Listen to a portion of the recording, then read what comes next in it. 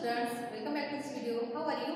I hope you all are fine in your home. Today we will cover chapter number 24 of class 5 subject English grammar. Chapter name is story writing. तो story मतलब क्या होता है? Story मतलब होता है कहानी जो बीती हुई घटनाओं पर लिखी जाती है और उन घटनाओं से हमें कुछ शिक्षा प्राप्त होती है, मतलब सीख मिलती है, तो उसे कहानी बोला जाता है। तो कहानी हमेशा भूतकाल में लिखी जाती है, मतलब पास्ट टेंस में लिखी जाती है, और कहानी कोई भी भाषा में हम लिख सकते हैं। तो कहानी लिखते समय 3 भागों में विभाजित किया जाता है। फर्स्ट है beginning, then middle and then ending. Beginning में हमेशा इंट्रोड्यूस किया जाता है कहानी को कि वह कौन से स्थान का है और किसके बारे में लिखा हुआ है, और मिडल में बीती हुई जो घटनाएं होती है उस स्टोरी के माध्यम से बताई जाती है, और एंडिंग में उस स्टोरी के माध्यम से कुछ सीख मिलती है, मतलब मॉरल निकाला जाता है, तो वह लिखा जाता है। तो इस तरह से स्टोरी को राइट किया जाता है। तो स्टोरी राइटिंग इस चैप्टर में और भी कुछ स्टोरी दी हुई है, तो चलिए शुरुआत करते हैं स्टोरी राइटिंग इस चैप्टर में। Here are give some stories. So start first story. Greedy farmer means लालची किसान। ग्रीडी मीन्स होता है लालची एंड फार्मर मीन्स किसान, लालची किसान। देयर वॉज अ फार्मर, एक किसान था। ही हैड अ हेन, उसके पास एक मुर्गी थी। It laid a golden egg every day, और वह हर दिन एक सोने का अंडा देती थी। The farmer got a good price for it, और उस अंडे को बेचकर फार्मर को बहुत सारी कीमत मिलती थी, मतलब पैसे मिलते थे। ही बिकम वेरी रिच, और ऐसा करके वह बहुत ही अमीर आदमी बन गया। But he also grew very greedy, लेकिन बट मीन्स लेकिन उसका जो लालच था वह दिन ब दिन बढ़ते जा रहा था।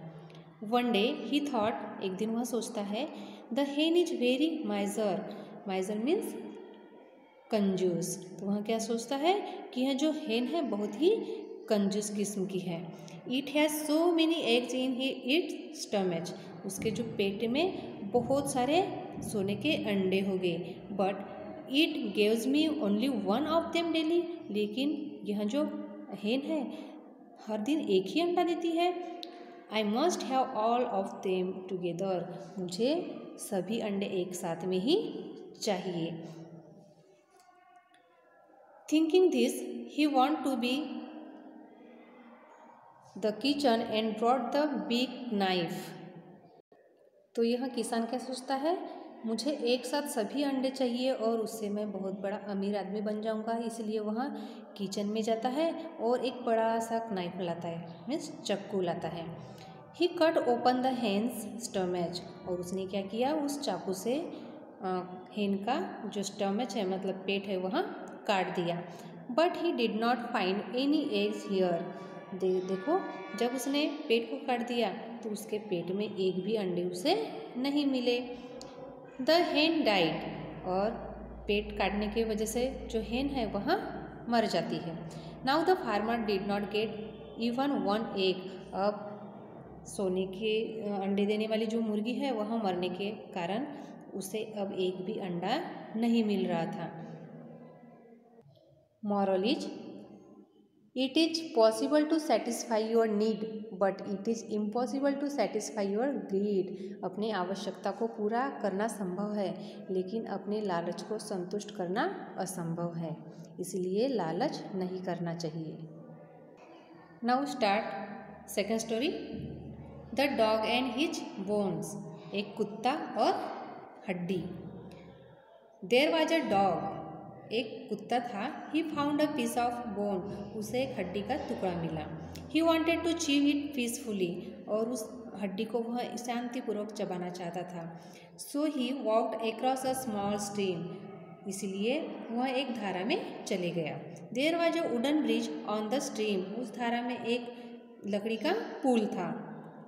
As he walked on it he saw his own reflection in the water, जब वह पुल के ऊपर से चल रहा था तो अचानक उसने देखा पानी में अपनी परछाई देखा उसने। रिफ्लेक्शन में मतलब होता है प्रतिबिंब, मतलब परछाई। He thought there was another dog in the water, उसने क्या सोचा कि पानी में भी और एक कुत्ता है। He could see a bone in the mouth of his reflection also. उसने अपने प्रतिबिंब में क्या दिखा कि जो दूसरा डॉग है उसके भी मुंह में हड्डी का पीस है। He wanted to have that bone too. अब वह जो कुत्ता है उससे भी पाना चाहता था, दूसरे हड्डी के टुकड़े को भी पाना चाहता था। He open his mouth to bark. उसने अपना मुंह भौंकने के लिए खुला किया, ओपन किया। As soon as he open his mouth, जैसे ही उसने भौंकने के लिए अपना मुंह खोला, then he own bone fell down into the water. तो उसका जो खुद की जो हड्डी थी, मुंह में की जो हड्डी थी वह भी पानी में गिर गई। Now he did not have any bones, he was a greedy dog. अब उसके पास में एक भी हड्डी नहीं थी, उसके पास एक भी हड्डी चबाने के लिए नहीं थी। वह कुत्ता कैसा था? बहुत ही लालची था। ग्रीडी मतलब होता है लालची। Moral is too much greed always leads to some sort of downfall and great loss. बहुत अधिक लालच हमेशा किसी न किसी प्रकार के नुकसान की ओर ले जाता है। इसलिए डोंट बी ग्रीडी, हमें लालच नहीं करना चाहिए। लालच बहुत बुरी बात है। Next third story, the monkey and two cat. एक बंदर और दो बिल्लियाँ। तो यहाँ पर एक बॉक्स दिया हुआ है, हेल्प बॉक्स। तो इस बॉक्स में कुछ वर्ड्स दिए हुए हैं, तो उन्हें चूज करके हमें इस स्टोरी को कंप्लीट करना है। So start. The cats found a piece of cake. यहाँ पर क्या आएगा? Cake. So write cake. Two cats found a piece of cake.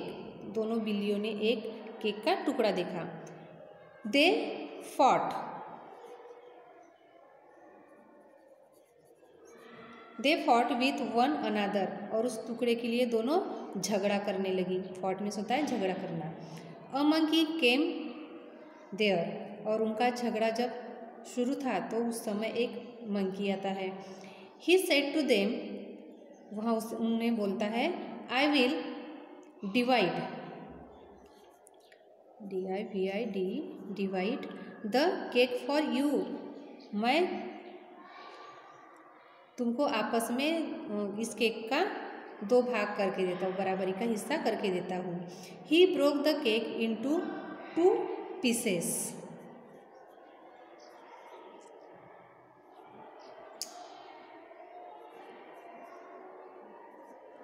उसने क्या किया? उस केक को 2 भाग में बांट दिया, मतलब टुकड़े कर दिया। One was small and another was large. उसने कैसा किया? एक छोटा टुकड़ा किया और एक बड़ा किया।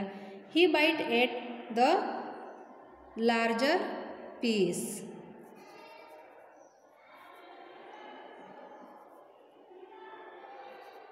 उसने क्या किया? अब एक छोटा एक बड़ा पीस हो गया था, तो उसने बराबरी का हिस्सा करने का उन्होंने वादा किया था, इसलिए एक बड़े टुकड़े को उसने खा लिया। It become smaller now. अब छोटा बच गया। Then he bite at the other piece. अब उसने क्या किया? दूसरे पीस को भी उसने खा लिया। Thus the monkey ate the whole cake. अब उसने ऐसा कर करके पूरा जो केक था उसने खा लिया। The cat did not get anything. और जब मंकी ने पूरा केक खा लिया तो कैट को एक भी केक का टुकड़ा नहीं मिला। तो इस स्टोरी का मॉरल है, we should not quarrel among ourselves. हमें आपस में झगड़ा नहीं करना चाहिए। Next, look at the following picture and write a story. यहाँ पर कुछ पिक्चर्स दिए हुए हैं, तो आप इन पिक्चर्स को देखकर आपको स्टोरी राइट करना है, और स्टोरी राइट करने के आफ्टर आपको मॉरल भी राइट करना है। I hope you all are understood this chapter. Thank you.